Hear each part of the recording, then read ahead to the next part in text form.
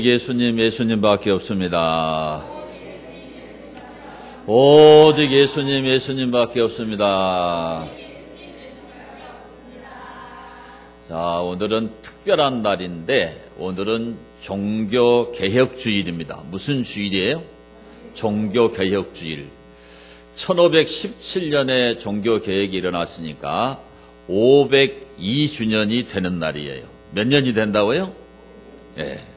그래서 이 종교개혁은 굉장히 중요한 교회사적인 사건입니다. 그래서 우리가 이렇게 종교개혁주의를 지키고 기념을 하는 것이죠. 오늘 여기 말씀에 보면은 예수님께서 타락한 이 유대교 성전을 청결하게 하는 이러한 사건이 여기에 나타나 있죠.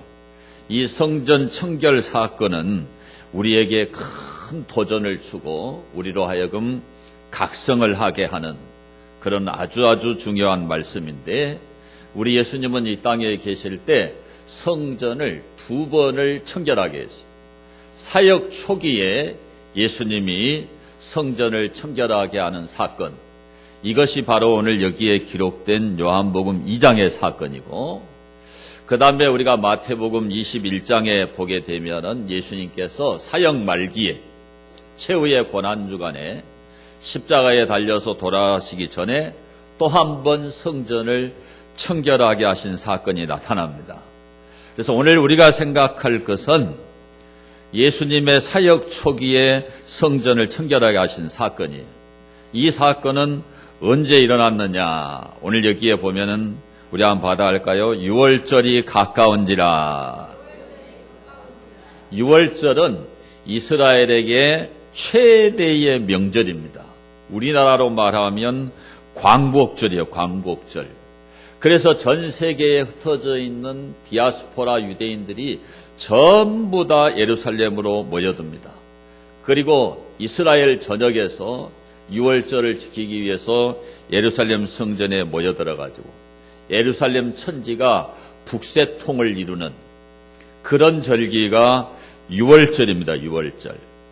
그렇게 많은 사람들이 모여드는, 그래서 유월절을 지키는 그 절기에 우리 예수님이 성전을 청결하게 하셨다라고 기록이 되는데, 이 성전을 청결하게 한 그 동인이 뭐냐? 오늘 여기에 보면 주의 전을 사모하는 열심이 나를 삼키리라. 주의 전을 사모하는 그 열심이 성전을 청결하게 했다. 그렇게 기록을 하죠.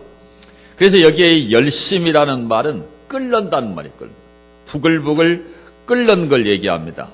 그 끓는다고 하는 이 제어에서 온 말인데, 좋은 의미로는 열심, 열정을 나타내지만 부정적인 의미로는 질투입니다. 질투. 그러니까 여인을 빼앗긴 사람들이 불타오르는 참을 수 없는 그런 뜨거운 감정을 나타낼 때도 바로 이 젤로스라는 말을 쓰는 거예요. 그러니까 우리 예수님은 성전이 타락한 그런 모습을 보고 부글부글 끓었어요. 끓었어. 하나님은 질투하는 하나님이죠. 그러니까 예수님은 성전이 타락한 것을 볼 수가 없었어요. 그래서 여기에 보니까 삼키리라 그랬죠. 이 삼키리라라고 하는 이 카타파케타이, 이거는 멸하다, 소진하다 그런 뜻을 갖고 있습니다. 그러니까 하나님을 향한 그 불타는 열정 때문에 앞으로 예수님께 닥치게 될 그 고난과 죽음을 예시한 표현이 바로 이 삼키리라, 카타파케타이, 이 말이 되는 거예요. 그러니까 타락한 모습을 보고 예수님이 견딜 수가 없어가지고 성전을 깨끗하게 하신 줄로 믿습니다. 그래서 저와 여러분들도 오늘 종교개혁주의를 맞이해서 예수님처럼 이렇게 주의 전을 사모하는 이런 열심이 충만하게 되기를 축원합니다. 그러면 이 주의 전을 사모하는 이 열심은 뭐냐? 첫째는 의분을 일으켜서 행동을 하게 만드는 거예요. 자, 14절과 15절을 함께 보겠습니다. 성전 안에서 소와 양과 비둘기 파는 사람들과 돈 바꾸는 사람들이 앉아있는 것을 보시고 노끈으로 채찍을 만드사 양이나 소를 다 성전에서 내쫓으시고 돈 바꾸는 사람들의 돈을 쏟으시며 상을 엎으시고 그랬어요. 여기에 중요한 말은 보시고라는 말이에요. 자, 예수님이 이 6월절에 성전 안에 들어가서 이렇게 봤더니 예수님 눈에 무엇이 보이느냐? 재물을 매매하는 것이 보여요. 또 뭐가 보이느냐? 돈을 바꿔주는 것이 보인다 이 말이에요. 하나님의 성전은 거룩한 영역이죠. 그 거룩한 영역에서 장사를 한단 말이에요.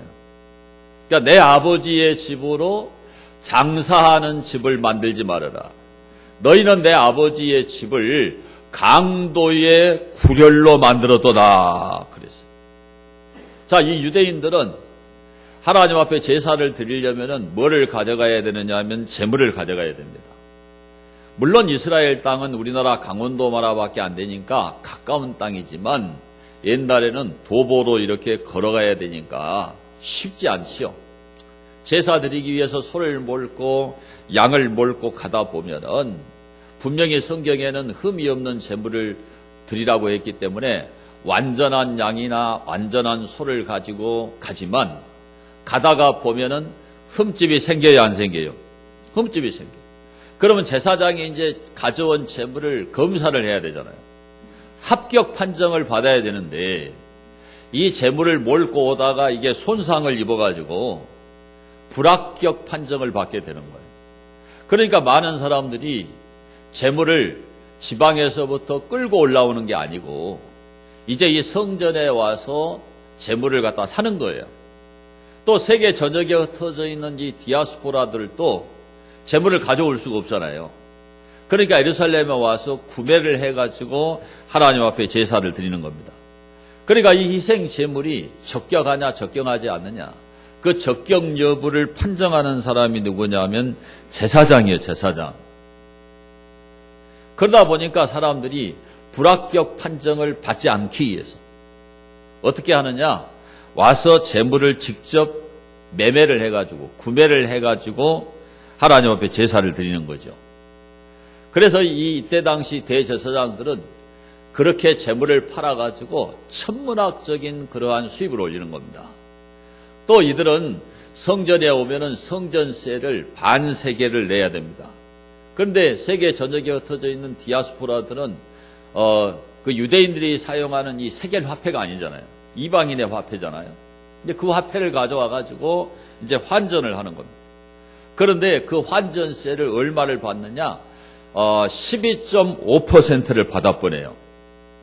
그러니까 막대한 환전 수입을 얻는 거죠. 그런데 6월절에 몰려드는 사람은 200만 명에서 300만 명이 몰려드니까 얼마나 많은 돈을 벌겠어요. 그러니까 예수님이 그것을 보고 참을 수가 없죠. 그게 바로 젤로스, 부글부글 끓는 거예요, 예수님이. 그래서 예수님이 어떻게 했느냐? 노끈으로 채찍을 만들어가지고, 그래가지고 그 거룩한 성전 영역을 더럽히는 그러한 그 환전상들의 그냥 상을 갖다 막 둘러엎으시고, 그리고 그 짐승들을 막 다 쫓아내시고, 그 환전상들의 돈통을 갖다가 막 쏟아버리고, 예수님이 그렇게 하십니다. 그러니까 여러분 아시는 예수님은 얼마나 인자하시고 얼마나 자비하세요. 그렇죠? 근데 그렇게 인자하시고 자비하신 예수님이 그걸 보고 견디지 못해서 성경에 여기 보니까 내쫓으시고 엎어버렸다, 엎어버렸다. 채찍을 막 휘둘렸다. 이게 예수님의 의분입니다, 의분. 더 이상 타락한 모습을 볼 수가 없다 이거예요. 어떻게 유대 종교 지도자들이 이렇게 타락을 할 수가 있느냐 이거지. 하나님 앞에 올바른 제사를 집행하고 율법을 가르쳐야 될 대제사장들이 돈 버는 일에 혈안이 되어버렸다 이 말이에요. 성전의 기능이 완전히 상실되어버렸다 이 말이에요. 그러니까 오죽하면 예수님이 장사하는 집이다. 오죽하면 예수님이 강도의 구렬이라 해요. 그러니까 이 예수님의 의분을 여러분이 이해하셔야 돼요. 그래서 정말 하나님을 사랑하는 사람에게는 뭐가 있느냐? 의분이 있어요, 의분. 뭐가 있어요? 의분이 있어, 의분이. 정의감이 있단 말이에요. 그런 걸 보고 견디지 못하는 마음이 있는 게 이게 의인이에요, 이게. 그런 의분이 없으면은 정상이 아닌 거예요. 이래도 좋고 저래도 좋고 그건 아니라 이 말이에요. 이런 의분이 일어나는 게 정상입니다. 하나님은 그런 사람을 사용하시는 거예요. 그렇게 의분이 충만했던 사람이 누구냐면 다윗입니다. 다윗. 자, 사무엘상 17장 36절의 말씀을 보면 우리 함께 볼까요? 주의 종이 사자와 곰도 쳤은즉 살아계시는 하나님의 군대를 모욕한 이 할례받지 않은 블레셋 사람이리까 그가 그 짐승의 하나와 같이 되리이다. 또 다윗이 이르되 여호와께서 나를 사자의 발톱과 곰의 발톱에서 건져내셨은즉 나를 이 블레셋 사람의 손에서도 건져내시리이다. 사울이 다윗에게 이르되 가라 여호와께서 너와 함께 계시기를 원하노라. 자, 이 다윗은요, 자기 아버지의 심부름을 간 거예요. 자, 이스라엘이 블레셋과 한판 전쟁이 붙었는데 자기 아버지 이새가 궁금하니까 너희 형들이 잘하고 있는가 갔다 와라. 그래서 전쟁터에 다윗이 그 형들이 잘 있는가 보러 간 거예요. 근데 가서 봤더니 이 블레셋의 골리앗 장군이 나와가지고 살아계시는 하나님의 군대를 막 모욕을 하는 거예요. 그런데 워낙 골리앗 대장이 기골이 장대하니까 나가서 싸울 사람이 없는 거예요. 아무도 골리앗을 상대할 만한 그런 장군이 이스라엘에게 없단 말이에요. 그런데 다윗은 하나님을 모독하는 골리앗의 말을 듣고 자기는 17살 홍한 소년인데 자기가 전쟁에 나가서 이 골리앗을 무찔러야 되겠다. 그래서 사울 왕이 이제 자기의 투구를 갖다 씌워주고 자기의 갑옷을 갖다 입혀주는데 다윗이 몸집이 적으니까 체구가 적으니까 이게 맞질 않아요.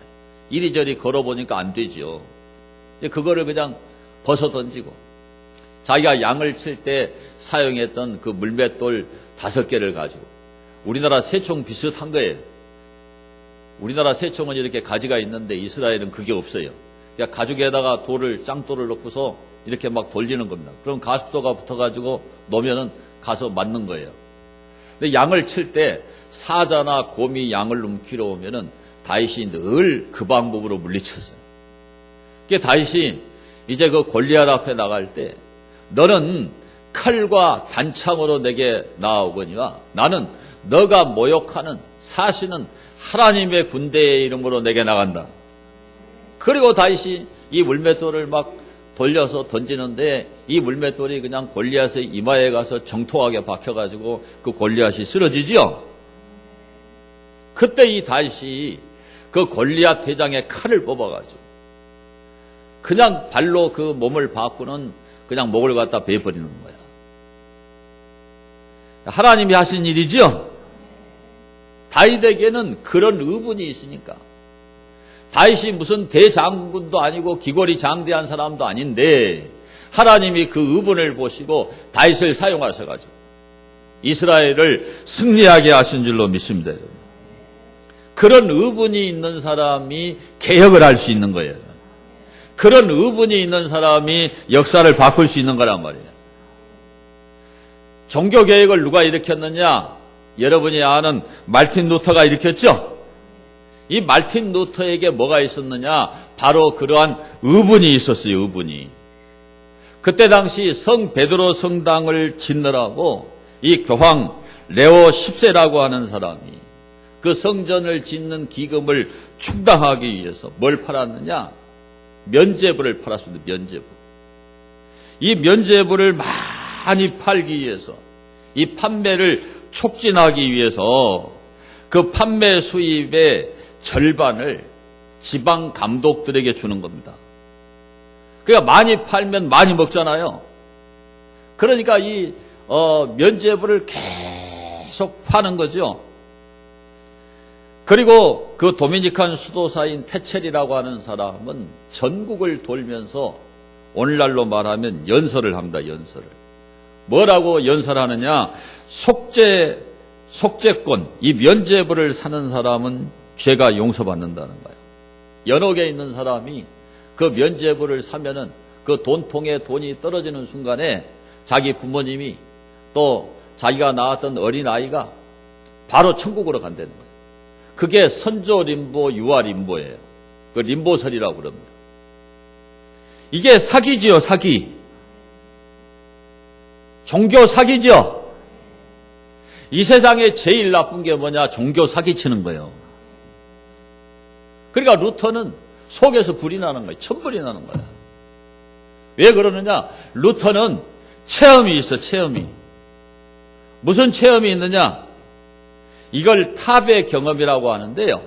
그 루터의 그 서재가 어디에 있었느냐? 비텐베르크 대학의 그 탑, 높은 탑에 있었어요.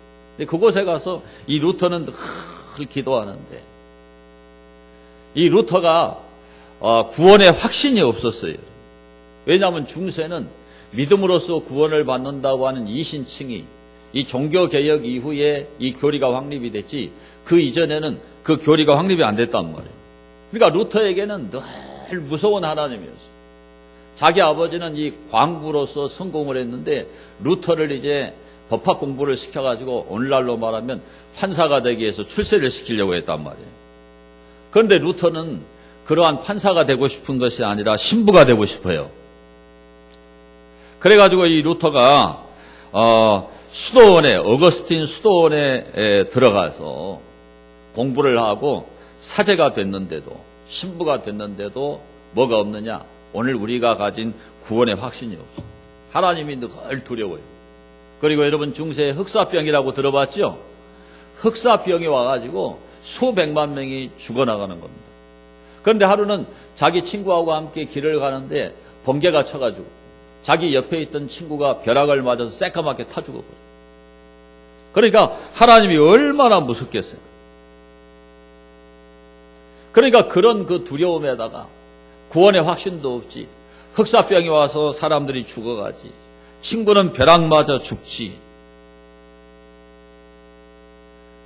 그리고 이 루터의 마음속에 죄 문제가 해결이 안 돼가지고 이 사람이 고해성사를 루터가 얼마나 많이 했는지 수도원장한테 가면은, 야, 너는 하루에 몇 번 오냐?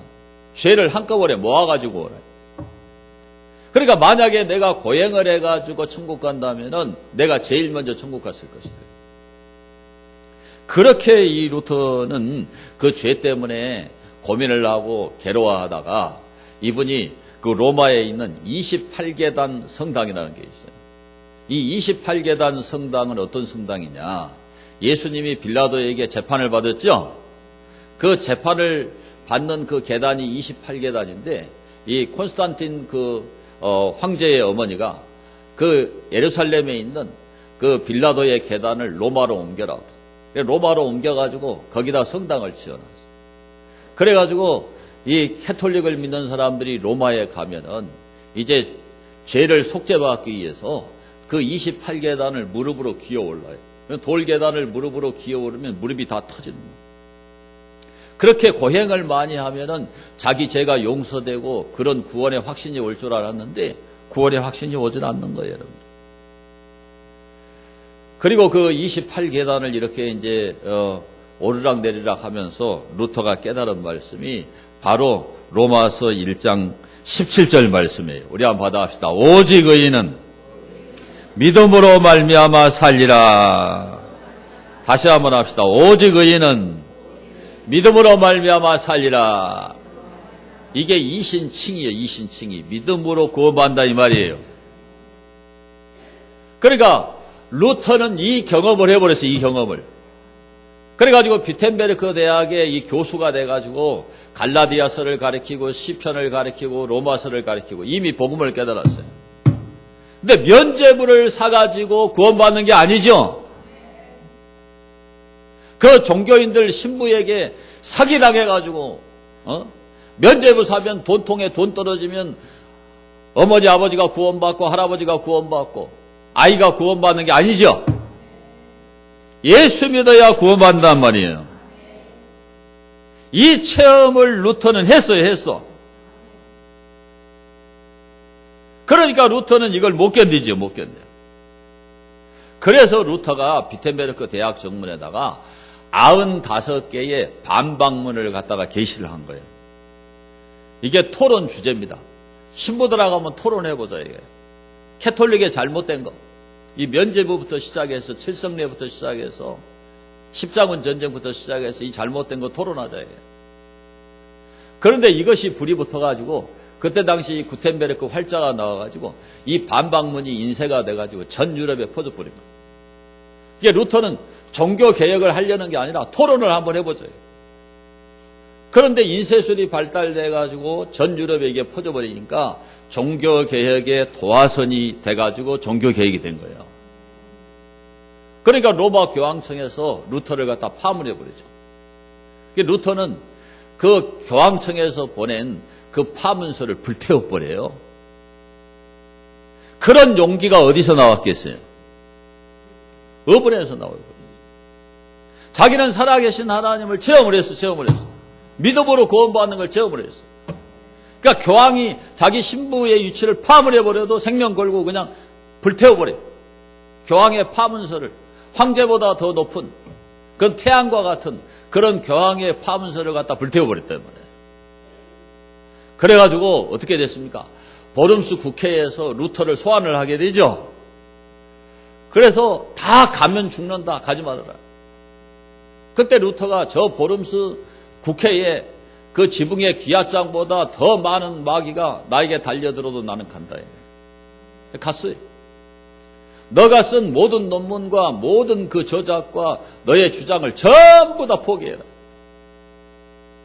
하루 동안 루터에게 기회를 줬어요. 루터가 기도하고 오 주여 나를 도우소서. 나는 주의 말씀 위에 서 있나이다. 그리고 절대로 취소할 수 없다. 그래서 이제 루터의 생명은 이제 언제 날아갈지 모릅니다. 그런데 그 프리드리히라고 하는 이 선제후가 중간에 루터를 납치를 하죠. 납치를 해가지고 말에 태워서 바르트부르크 성에다가 1년 동안을 숨겨놓습니다. 그리고 그곳에서 독일어로 성경을 번역을 해요. 그것이 아주 쉬운 독일어예요. 그래서 이제 중세에 성경을 읽을 수 없었는데 루터가 독일어로 번역을 했기 때문에 그 성경을 이제 일반 시민들이 다 읽고 구원을 얻게 된 거예요. 그래서 오늘 우리들에게 제일 중요한 게 뭐냐? 잘못된 걸 보면은 분개할 줄 알아야 돼요. 틀린 것을 보면은 틀리다고 말할 수 있어야 돼요. 완전히 엉터리인데 분명히 틀렸는데 틀렸다고 말을 안 하는 거예요. 용기가 없어가지고 비겁해가지고. 여러분은 그런 사람들이 되지 않게 되기를 축원합니다. 여러분요. 그리스도인은 용기가 있는 사람이에요. 예수님은 예는 예라 하고 아니오는 아니오라고 하라고 분명히 우리에게 말씀을 한 거예요. 아니오 해야 돼요. 하늘이 두 쪽은 나도 아니오 이게 그리스도인이에요. 옳은 거는 옳다. 아닌 건 아니다. 그걸 하는 사람이 그리스도입니다. 그게 없으면 기준이 다 무너져 내려버려요. 엉망이 되는 거예요. 엉망이 되는 거. 예수님처럼 아닌 것을 아니라고 말하는 그런 의분과 그런 행동이 있는 그런 여러분 될 수 있게 되기를 축원합니다. 두 번째로 이 주의 전을 사모하는 열심은 본질을 회복시키는 겁니다. 여러분. 종교개혁이 뭐냐? 종교개혁을 영어로 리포메이션이라고 그러거든요. 이 리포메이션은 뭐냐? 아드폰테스는 뭐냐 하면 본질로 돌아가는 거, 본질로. 뭘로 돌아가는 거? 본질로 돌아가는 거예요. 처음으로 돌아가는 거. 복원시키는 겁니다. 그러니까 말씀과 성령으로 교회의 본질을 다시 회복하는 게 종교개혁이에요. 뭐가 종교개혁이냐? 성경적인 교회. 사도들이 교회를 세웠죠? 그 사도적 교회로 회복되는 게 뭐냐면 종교개혁이에요, 종교개혁. 그래서 미국의 칼빈 신학자 존 헤셀랭크라고 하는 분은 종교개혁이 뭐냐? 우리 한번 받아봅시다. 하나님의 말씀을 따라서 본래의 형태로 돌아가는 것. 그게 종교개혁이에요. 그러니까 예수님은요, 노끈으로 채찍을 만드셔가지고 그냥 짐승들을 다 쫓아내고 환전상을 둘러푸고 돈통을 둘러푸고 그렇게 해가지고 예수님이 어떻게 했느냐? 그 성전의 본래의 역할을 회복시키는 거예요. 아멘? 그래서 예수님은 성전을 어떻게 회복시켰느냐? 기도하는 집으로 회복을 시킨 거예요. 자, 이사야 56장 6절을 보면요.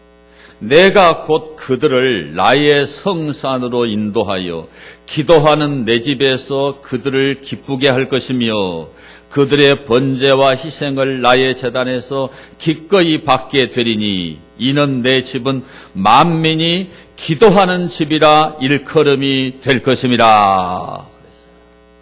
그러니까 이사야 56장 7절을 이용해서 인용을 한 거지, 예수님이 구약을. 그래가지고 한마디로 교회를 규정하기를 따라합시다. 내 집은 만민이 기도하는 집이다. 교회가 뭐 하는 집이에요? 기도하는 집이에요. 기도하는 집. 교회는 기도하는 곳이란 말이에요. 근데 오늘날 한국 교회가 왜 이렇게 타락을 해버렸을까? 기도를 상실해버렸어요. 기도를. 옛날에는요, 새벽 기도 그러면 11조, 주일날 교인이 60명이 온다. 그러면 11조 6명이 와야 돼, 새벽 기도를. 근데 우리 교회도 3명 오다가 2명 와요. 우리 집사람하고 나하고 해야지 4명, 5명. 그러니까 11조가 안 돼. 목사하고 사모는 11조 칠 수가 없잖아. 뭐 어쩌다가 뭐 5명 올 때가 있는데. 그러니까 한국 교회가 기도를 잃어버리니까 타락을 한 거예요. 우리나라는요, 산마다 다 기도원이 있었고 기도원 원장이 다 여자들이었어요. 얼마나 기도를 많이 했는데. 그러니까 저도 고등학교 다닐 때 여기 장성의 시원산 기도원에 와서 3일씩 금식 기도하고 저기 저 하늘산에 가서 금식 기도하고 이랬거든요. 그런데 한국 교회가 기도를 잃어버리고 기도원이 다 없어지고, 여러분 양심적으로 일주일에 하루라도 새벽 기도 좀 해야 되잖아. 아멘만 하고 안 하려고? 그러니까 완전히 한국 교회는 기도를 상실해버렸단 말이에요. 그러니까 타락된 거예요. 타락된 거. 기도하지 않는 것은요, 하나님과의 교제가 끊어져 버린 거예요. 에? 하나님과의 관계가 끊어져 버렸단 말이에요. 그래서 타락하는 거예요. 타락하는 거. 이것보다 무서운 타락이 없어요. 무서운 타락입니다. 1974년도 엑스폴로, 여의도 광장 알죠? 5.16 광장. 지금은 없어졌지만 거기에서 100만 명이 모여가지고 그 장대비가 쏟아지는데 기도한 거예요. 그래가지고 우리 한국이 50년 동안 이렇게 잘 먹고 잘 살고 축복을 받은 거예요. 한국 교회가 지금 제대로 되려면 기도가 회복돼야 돼, 기도가. 근데 지금 지난 10월 25일, 26일 날 광화문 이승만 광장에 모여가지고 수십만 명이 그날 보슬비가 내리는데 막 우위를 뒤집어 쓰고 새벽 5시 40분까지 밤새도록 기도했어요. 여러분 안 가봐서 모르지?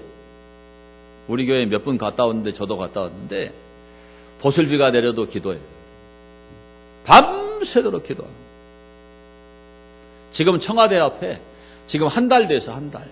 청와대 앞에 매일 500명이 모여가지고 그렇게 비가 와도 우위를 뒤집어 쓰고 지금 엄청 추워요. 그런데 계속 기도하는 거예요, 지금.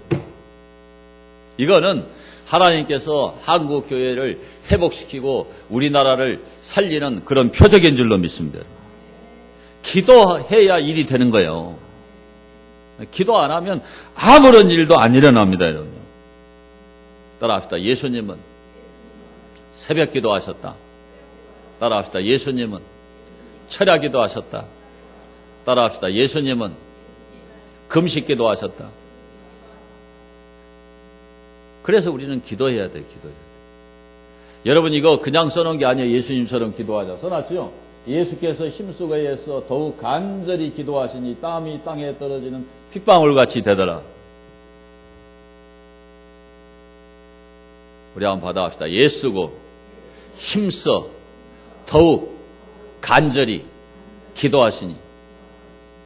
예수고 힘써 더욱 간절히. 기도를 잃어버렸더니 기도를 성도들이요. 그냥 주일날 교회 한번 왔다 가면 땡. 신앙이 없지요. 한 번 더 합시다. 힘쓰고 애써 더욱 간절히 기도하시니. 이게 기도인 거예요. 기도. 그 기도가 없으면 가짜예요. 가짜. 에?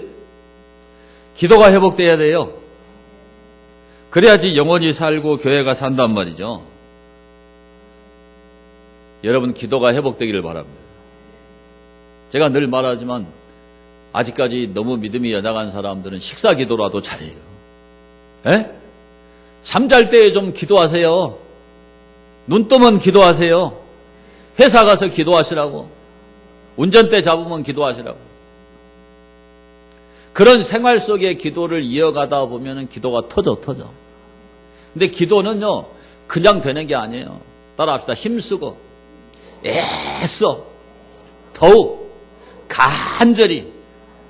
이렇게 해야 기도가 되는 거예요. 하기 싫으니까 안 하고 하다가 힘드니까 안 하고 그게 아니고. 그래서 여러분 기도가 살아있기를 바라고, 교회를 지나가다가는 그냥 지나가지 말고 교회 와서 기도하시고 기도가 회복되기를 축원합니다. 그 다음에 예수님이 교회의 본질을 회복했는데 교회의 상업주의를 예수님이 타파하신 거예요. 자, 16절 보세요. 16절. 비둘기 파는 사람들에게 이르시되 이것을 여기서 가져가라. 내 아버지의 집으로 장사하는 집을 만들지 말라. 그랬어요. 여러분 상업주의가 뭐예요? 상업주의. 상업주의는 한마디로 말하면 사람들이 좋아하는 것을 하는 것이 상업주의예요. 사람들의 기호에 맞추는 게 상업주의예요. 자, 여러분 물건을 파는데 사람들이 좋아하는 걸 팔아야 되죠? 자, 물건을 2개 갖다 놨는데 이거는 좋아해. 근데 이건 싫어해. 싫어하는 거 갖다 놓으면 팔려, 안 팔려? 안 팔려. 좋아하는 거 갖다 놔야지 팔죠? 이게 시장이에요, 시장. 상업주의는 그런 거예요. 그러니까 사람들이 좋아하는 거를 파는 거예요. 사람들이 싫어하는 거, 사람들이 선호하지 않는 거를 갖다 놓으면 팔릴까요, 안 팔릴까요? 안 팔려요. 그런데 교회는 그런 상업주의 목회를 하면 돼야 안 돼요? 안 되죠? 그걸 시장 목회라고 그래요. 그러니까 오늘날 목사님들은 성도들을 소비자로 생각해요. 소비자. 종교 소비자. 그러니까 교인들이 좋아하는 대로 따라가요. 교인들이 찬양을 좋아하면 찬양을 해요. 교인들이 유머를 좋아하면 유머를 해. 그러면 교회가 달아가는 거예요. 교회는요, 하나님이 기뻐하시는 걸 하는 거예요. 사람이 좋아하는 걸 하는 게 아니라니까. 사람들은 재밌는 얘기를 들으려고 그러죠? 부담이 없는 걸 좋아하죠? 그거는 교회가 아니라니까. 아, 그래서 김철원 목사는 소리를 질러도 교회가 잘 안 되구나. 여러분 그러세요? 하나님께 평가를 받는 거야. 사람이 몇 명이 더 보이냐, 헌금이 얼마가 더 나오냐, 이게 중요한 게 아니에요. 우리 교회 나온 지 얼마 안 된 분이 나한테 그러더라고요. 목사님 다 좋은데 목사님 사람 좀 많이 모였으면 쓰겄대. 자기가 안타깝대. 내가 전도할게요 그러더라고요. 그런데 몇 명 모이느냐가 중요한 게 아니에요. 여러분 진리를 깨달아서 천국에 가느냐 못 가느냐가 중요한 거예요. 예? 헌금이 얼마나 많이 나오냐가 중요한 게 아니에요. 사람이 몇 명이 모이냐가 중요한 게 아니에요. 하나님이 기뻐하시는 것을 추구하는 게 교회예요. 그러지 않으면 상업주의예요. 상업주의. 장사하는 집이란 말이에요. 강도의 구렬이에요. 그러면 예수님이 심판해버려요. 그런 교회가 되면 안 된다니까. 본질로 돌아가요, 본질로. 그게 개혁이에요, 개혁. 그러니까 유대교가 너무 타락했잖아요. 비둘기 팔고, 소 팔고, 염소 팔고, 양 팔아가지고 천문학적인 수입을 올린단 말이에요. 이걸 예수님이 싫어했다니까요. 이게 교회가 지금 한국교회의 제일 큰 문제가 뭐냐? 엔터테인먼트화가 된 거예요. 사람들이 다 즐기는 걸 좋아해. 그러니까 교회가 스키 드라마하고 교회가 그냥 고전적인 찬송은 하나도 안 부르고 복음성가만 부르고 신나게 만들어주고 웃게 만들어주고 3분마다 한 번씩 웃겨라 그러고 이거요 천국 가기 어려워요. 천국 가기 어려워. 기분은 좋을지 몰라. 흥분이 될지는 몰라요. 예배는 자기를 기쁘게 하는 게 아니에요. 하나님을 기쁘시게 하는 거예요. 하나님을 예배하는 거지 내가 즐거운 게 아니라고. 그 예배의 본질이 자꾸 사라져가는 게 한국교회예요. 그래서 교회는 절대 상업주의적인 경향으로 가서는 안 된다. 이걸 예수님이 우리에게 알려준 거예요. 그 다음에 예수님이 본질로 돌아가신 게 뭐냐? 교회의 형식주의를 버리는 거예요. 분명히 하나님은 흠이 없는 제물을 드려라 그랬죠? 흠이 없는 제물을 이스라엘은 중앙성소 제도거든요. 땅이 강원도만 하나밖에 안 돼요. 왜 그러냐? 예배하는 방법이 바뀌면 절대 안 돼. 뭔 말인가 알겠어요? 그러니까 성전이 하나뿐이죠. 성전이 여러 개면은 예배하는 방법이 바뀌어버리겠죠. 예? 그러니까 중앙성소 제도를 통해서 강원도만한 땅에서 예루살렘 성전에만 와서 예배하도록 한 거예요. 근데 흠없는 제물을 지방에서부터 끌고 올라오면 힘들다니까요. 그걸 잘 보존을 해야 되니까.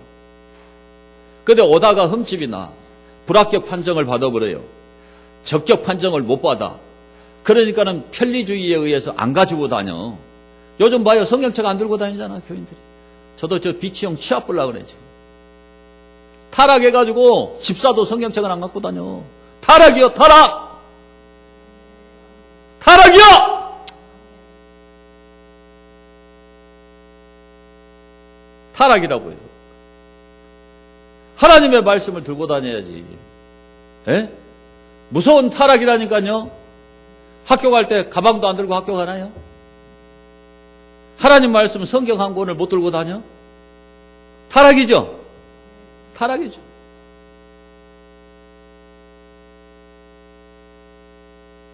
재물을 안 가지고 와서 사가지고 형식적으로 그냥 제사 드립니다. 교회 한번 갔다 오면 땡. 형식적이 형식적. 이게 타락이라니까요. 오늘 예수를 믿는 사람은 하나님과의 살아있는 교제가 있어야 돼요. 개인 기도가 살아있어야 돼요. 개인 예배가 살아있어야 돼요. 하나님의 말씀을 매일 양식으로 먹어야 돼요. 그 양식을 먹어야 마귀를 이길 수 있는 무기가 되는 거예요. 교회 한번 와가지고 무슨 무기가 생기겠어요? 칼도 갈아야지 쓰지. 에? 기도하고 자꾸 말씀을 들어가지고 영적인 무기가 있어야 마귀를 이기고 세상을 이기고 육신을 이기죠. 형식적인 그냥 껍데기 주일날 와서 도장 한번 찍고 눈도장 한번 찍고 땡. 그러고도 천국 간다고 철통같이 믿고 있어요. 성경 어디에 그런 게 있어요? 그런 거 없어요. 신앙생활은 영적인 전쟁이에요, 전쟁. 믿음의 선한 싸움을 싸우라. 영생을 취하라. 천국은 침노하는 자의 것이다. 마귀는 우리의 원수입니다. 원수. 기도 안 하고 절대로 마귀를 못 이겨요. 기도 안 하고 절대로 세상 욕심을 못 이겨요. 교회 한번 나오는 것도 결단하지 않으면 못 나온다니까. 이것이 신앙의 본질이에요. 교회를 다니는 형식 껍데기가 아니라고요. 이런 말을 하면 사람들이 안 좋아하니까 목사님들이 말을 안 한다니까요. 그래서 교회가 계속 상업주의가 되는 거예요. 상업주의가. 껍데기만 남는 거예요. 껍데기만. 그래 천국 갈지 지옥 갈지 확신이 없어 왔다 갔다 하는 거예요. 교인들이. 그게 무슨 신앙적인 힘이 있겠어요. 이런 형식 껍데기를 버리는 거, 그게 본질로 돌아가는 거란 말이에요. 예수님이 그 말씀하신 거예요.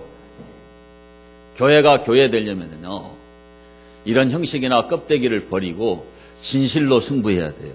진리로 승부해야 돼요. 교회 다닌다고 천국 가는 거 절대 아닙니다. 예수 믿어야 천국 가요. 하나님 말씀대로 살아야 천국 가요. 정확하게 바로 가르쳐야 돼요. 마지막으로 예수님은 하나님의 말씀으로 돌아갔어요. 하나님 말씀으로. 뭘로 돌아갔어요? 하나님 말씀으로 돌아갔어요. 루터의 종교 개혁이 뭐냐? 성경으로 돌아가는 운동입니다. 그래서 여기 보세요. 요한복음 2장 17절을 보면, 2장 17절에 제자들이 성경 말씀에 주의 전을 사모하는 열심히 나를 삼키리라 한 것을 기억하더라. 이 말씀은 원래 시편 69편 9절 말씀인데 다윗을 그렇게 평가했어요. 다윗이 주의 전, 이 성전을 사랑하는 그 뜨거운 열심이 있었어요. 근데 그것을 예수님께 연결시킨 거예요. 예수님도 다윗이 가지신 그 열심을 똑같이 갖고 계셨어요. 그러니까 그 말씀이 이루어졌다 이 말이에요. 그러니까 종교개혁은 다시 말하지만 성경으로 돌아가는 거예요. 초대교회로 돌아가는 거예요. 그러니까 교회가 왜 타락하냐? 말씀을 잃어버리면 교회가 타락하는 거예요. 중세 1000년 동안 캐톨릭은 설교를 하지 않았어요. 라틴어로 된 성경책을 정말로 10서를 채워가지고 강대상에다 놔둔 거예요. 설교가 없는 시대예요. 말씀이 없는 시대. 그러니까 말씀이 없는 시대는 타락해버려요. 오늘날 강단에서 설교 안 합니까? 설교하지요. 그런데 왜 교회가 타락할까요? 성경을 성경대로 설교하지 않기 때문에 타락하는 거예요. 사람을 즐겁게 해주면 사람이 많이 온다니까요. 응? 근데 하나님은 그걸 원하시는 게 아니에요. 개혁주의 설교는 올바른 성경 해석이에요, 해석. 예? 올바른 성경을 해석해서 삶 속에서 그렇게 살아가도록 적용하는 것이 개혁주의 설교예요. 그러니까 청교도 설교는 적용이 50%예요. 적용이 몇 퍼센트? 50%. 그리고 아까도 말씀했잖아요. 우리가 예수를 믿으면 정말 하나님 앞에 개인적으로 살아있는 기도가 있어야 된다. 개인적으로 하나님을 날마다 예배하는 예배가 있어야 된다. 그래야 그 사람이 에녹처럼 하나님과 동행을 하는 거예요. 그래서 성경을 읽고 정확하게 해석하고 이렇게 살아라! 적용을 해주는 게 설교입니다, 설교. 그러니까 성경 말씀을 이루는 게 종교개혁이에요. 주의 전을 사모하는 열심히 나를 삼키리라. 그 말씀이 예수님을 통해서 성전 청결 사건을 통해서 이루어진 거예요. 이루어졌어요. 그래서 너가 무슨 권세로 이런 일을 하느냐? 유대 종교 지도자들이 예수님께 질문하잖아요. 그러니까 예수님께서 뭐라고 말씀하시느냐? 이 성전을 헐라 내가 사흘 만에 일으키리라. 굉장히 중요한 얘기예요. 그러니까 이 사람들이 어떻게 생각하냐? 헤롯이 46년 걸려가지고 증개축을 한 이런 그 화강암, 황금돔으로 된 그런 화려한 예루살렘 성전을 갖다가 헐어버리면은 3일 동안에 새로 짓는다는 소리로 알아듣는 거예요. 46년 걸린 거를. 근데 그 얘기가 아니에요. 이 성전은 따라합시다. 자기 육체를 가리켜 말씀하신 것이라. 예수님이 십자가 위에서 죽으시죠. 사흘 만에 부활하시죠. 예수님이 내가 내 교회를 세우리지 그랬죠. 예수님이 십자가에 죽으신 그 십자가 대속적 죽음, 예수님이 사흘 만에 부활하신 그 부활, 십자가와 그 부활의 기둥 위에 이 신약의 참교회가 세워진 거예요.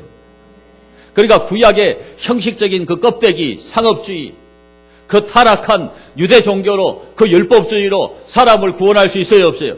없어요! 그러니까 예수님이 우리 같은 죄인을 구원하시기 위해서 십자가에서 살찌고 피 흘린 이 대속의 죽음을 믿고 예수님의 부활을 믿는 이게 참교회다, 참교회.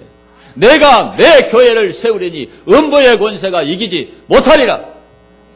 그 교회를 세우겠다는 말씀인 거예요. 그래서 여기 22절에 보세요. 22절에. 죽은 자 가운데서 살아나신 후에야 제자들이 이 말씀하신 것을 기억하고 성경과 및 예수의 하신 말씀을 믿었더라. 너무 늦었죠? 예수님이 이 말씀을 하셨을 때 사역 초기에 제자들이 이 말씀을 믿었더라면 얼마나 좋았겠어. 에? 3년 반이 지나가지고 예수님이 십자가에 죽으시고 부활 승천하시고 초대교회가 세워질 때 그때서 깨달았어요. 늦어도 많이 늦었죠? 여러분 설교를 들을 때 빨리빨리 깨달아야 돼요. 깨달아요. 그렇게 목이 터져라고 얘기를 해도 이거 못 깨달아요. 빨리빨리 알아들어야 되는 거예요. 빨리빨리 캐치를 해야 되는 거예요. 종교개혁은 말씀의 회복이에요. 말씀의 회복. 교회가 왜 타락하냐? 말씀이 사라지면 타락하는 거예요. 이 하나님의 말씀보다 사람의 이름이 드러나고요. 이 하나님 말씀보다 돈이 드러나고 이 하나님 말씀보다 사업이 드러나고 이 하나님 말씀보다 무슨 사랑이 강조가 되고 말이에요. 사람들의 소리가 커지고 그러면 교회는 타락하는 거예요. 교회에서 가장 커져야 되는 건 하나님의 말씀이에요. 그래야 그 교회가 바로 되는 거예요. 그래서 교회는 세상과 타협할 수가 없는 거예요. 성경대로 하는 목회는 피곤합니다. 사람들이 알아주지 않아. 이해해 주질 않아. 왜 저렇게 저 양반은 왜 저렇게 힘들게 살아? 좀 편하게 하시지. 그런단 말이에요. 그러나 참된 교회는 하나님의 말씀을 전파하고 하나님의 말씀을 따라가는 게 참된 교회예요. 본질을 회복하는 거, 본질. 네. 예수님처럼 의분을 갖는 거야. 의분만 가지고 가만히 있으면 안 되고 예수님처럼 행동하는 거야. 노끈으로 채찍을 만들어서 쓸어버려, 엎어버려, 그냥. 다 쫓아내버려요. 왜? 유대교는 썩었으니까. 그 유대교 율법주의, 그 형식주의, 그 껍데기 가지고는 절대로 사람을 구원하지 못해요. 오늘 교회의 상업주의를 가지고 그 영혼을 구원할 수 있느냐? 절대 구원하지 못해요. 이걸 누가 알아줘요? 사도 바울은 내가 하나님을 기쁘시게 하랴 사람을 기쁘시게 하랴. 그래서 어렵습니다. 여러분. 그러나 신앙생활의 본질은 하나님을 기쁘시게 하고 교인들이 오히려 저를 염려한다니까. 교회를 사랑하니까 염려하겠지. 몇 명 안 나오니까. 그러나 여러분 잘 보세요. 누가 올바른 신앙을 갖고 있는가? 누가 기도하는가? 누가 교회를 사랑하는가? 누가 충성하는가? 누가 바르게 믿으려고 하는가를 보라 이 말이에요. 그런 사람들을 따라가시기 바랍니다.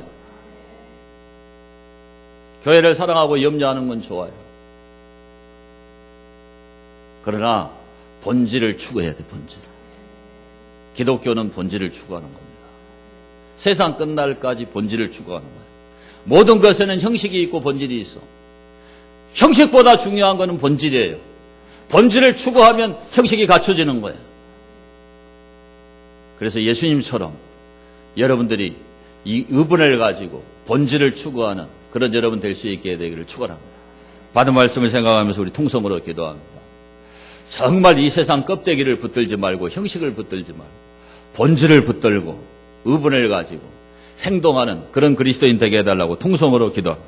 자비하신 하나님 고맙고 감사드립니다. 오늘 또 우리 하나님께서 이들을 이렇게 사랑하시고 기뻐하시고 주의 몸된 제단